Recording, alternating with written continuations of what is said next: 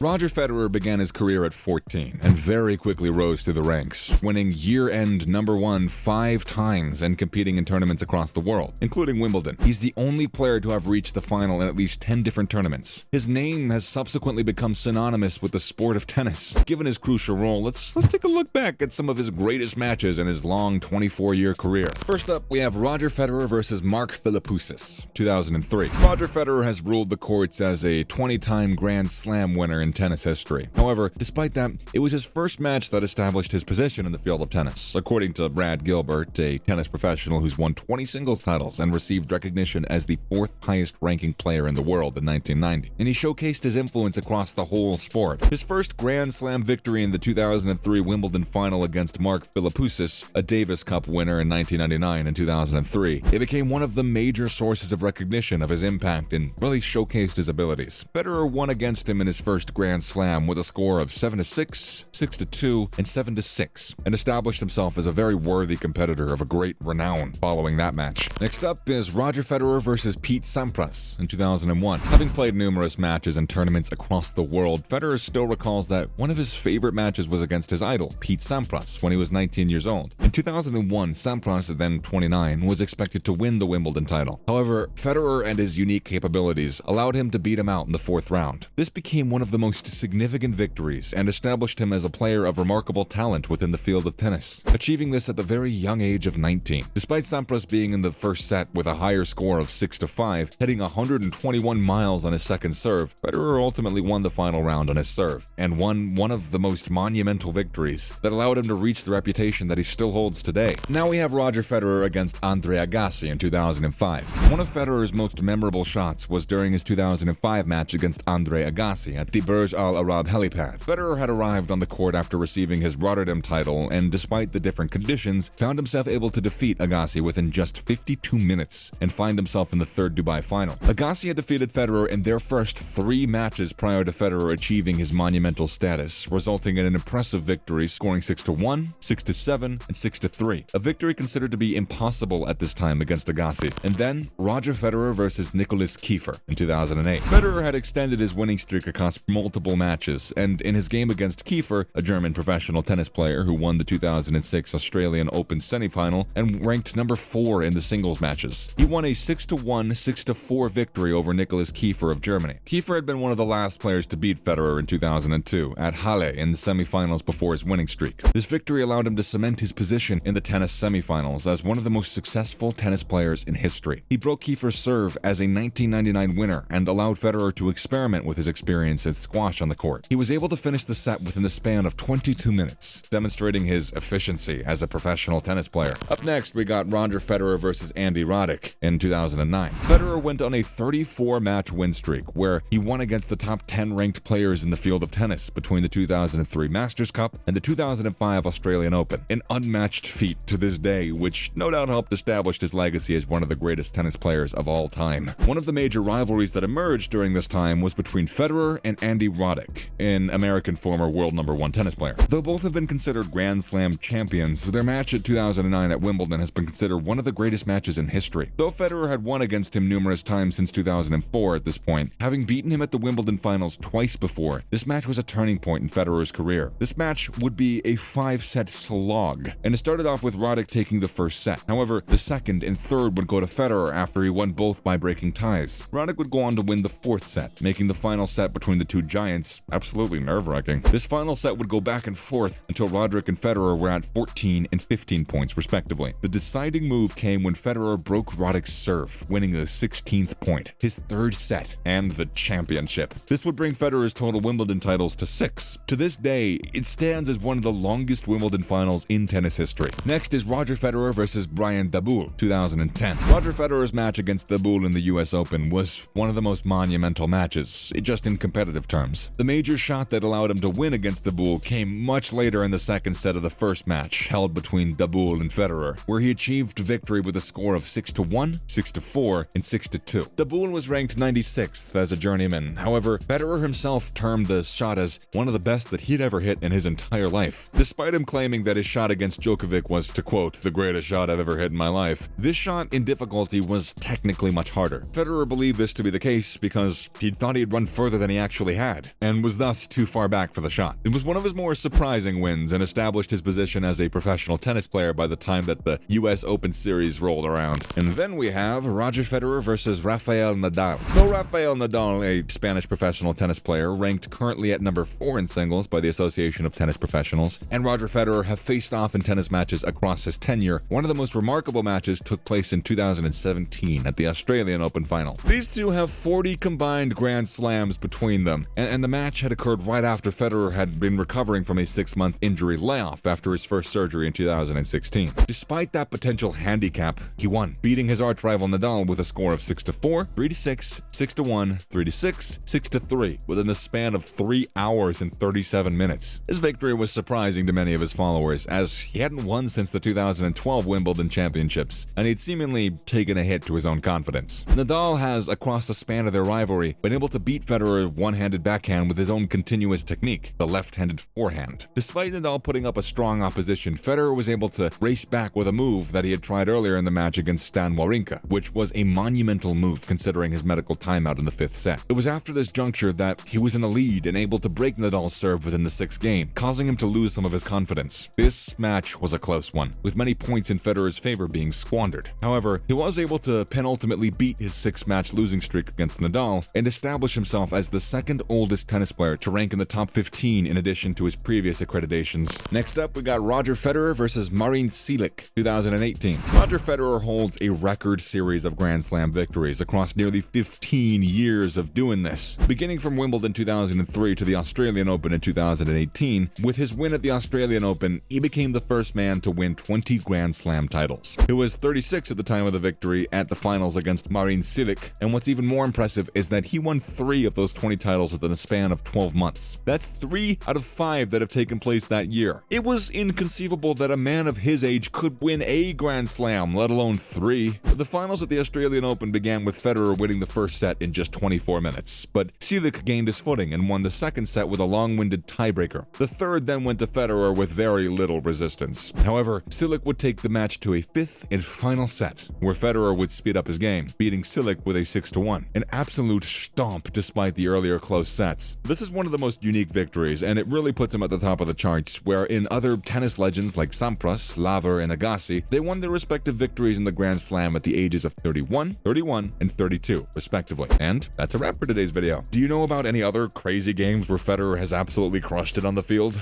Let us know in the comment section below. Make sure to give this video a thumbs up, subscribe to our channel for more videos like this, and I'll see you in the next one.